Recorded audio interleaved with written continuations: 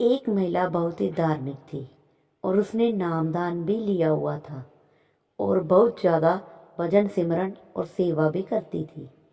किसी को भी गलत ना बोलना, सबसे प्रेम से मिलकर रहना उसकी आदत बन चुकी थी। वो सिर्फ एक चीज़ से दुखी थी कि उसका आदमी उसको रोज किसी न किसी बात पर लड़ाई झगड़ा करता था।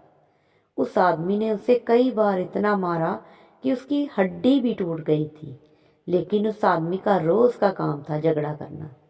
उस महिला ने अपने गुरु महाराज से अर्ज की, कौन सी ऐसी भूल हो गई है महाराज मुझसे? मैं सत्संग भी जाती हूँ, सेवा भी करती हूँ, भजन सिमरन भी आपके हुक्म के अनुसार करती हूँ, लेकिन मेरा आदमी मुझे रोज मारता है। मैं क्या करूँ? गुरु महाराज जी ने कहा, क्या वो तुझे रोटी देता है? बीबी ने कहा, हाँ जी देता है। गुरु महाराज जी ने कहा, फिर ठीक है, कोई बात नहीं। उस बीबी ने सोचा, अब शायद गुरु को कोई और दया मेहर हो जाए और वो उसको मारना पीटना छोड़ दे, लेकिन ऐसा कुछ नहीं हुआ। उसकी तो आदत बन गई थी रोज की अपने घर वाले की पिटाई करना। कुछ साल और निकल गए।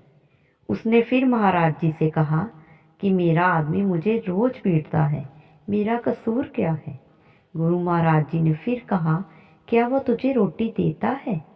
उस बीबी ने कहा, हाँ जी देता है। तो महाराज जी ने कहा, फिर ठीक है, तुम अपने घर जाओ। बीबी बहुत निराश हुई। महाराज जी से कहा, ठीक है। वो घर आ गई, लेकिन उसके पति के स्वभाव का वैसा ही वैसा रहा। रोज उससे लड़ाई झगड़ा करना। वो महिला बहुत तंग आ गई। कुछ एक साल गुजरे, फिर गुरु महाराज जी के पास आई और वो मुझे अब भी मारता है। मेरी हाथ की हड्डी भी टूट गई है। मेरा कसूर क्या है महाराज? मैं सेवा भी करती हूँ, सिमरन भी करती हूँ, फिर भी मुझे जिंदगी में सुख क्यों नहीं मिल रहा? गुरु महाराज जी ने कहा, क्या वो तुझे रोटी देता है? उसने कहा, हाँ जी देता है। महाराज जी ने कहा, फिर ठीक है। फिर इस बार वो महिला जोर जोर से रोने लगी और बोली, महाराज जी मेरा कसूर तो बता दीजिए। मैंने कभी किसी का बुरा नहीं किया, फिर मेरे साथ ऐसा क्यों हो रहा है?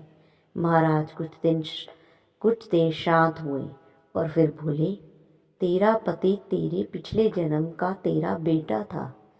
तू उसकी सौतेली माँ थी। तू रोज उसको सुबह शाम मारा करती थी और उसको कई कई दिन तक भूखा रखती थी। शुक्र मना कि इस जन्म में वो तुझे रोटी दे रहा है। ये बात सुनकर वो एकदम चुप हो गई। गुरु महाराज जी ने कहा, बेटा जो कर्म तूने किए हैं उसका भुगतान तो तुम्हें अवश्य करना पड़ेगा ना। फिर उस महिला ने कभी महाराज जी से शिकायत नहीं की, क्योंकि वो सच्चाई जान गई थी। इसीलिए हमें भी कभी किसी का बुरा नहीं करना चाहिए, सबसे प्रेम के साथ रहना चाहिए। हमारी जिंदगी में जो कुछ हो रहा है सब हमारे कर्मों का लेखा जोखा है, जिसका हिसाब किताब तो हमें देना ही पड़ेगा। जय श्री हरि। दोस्तों, अगर आपको और भी ऐसी वीडियो देखनी हो तो आप मेरे चैनल को लाइक सब्सक्राइब ज़रूर करें, जिससे आपको मेरे आने वाली वीडियो की नोटिफिकेशन मिलती रहे। जय श्री हरि।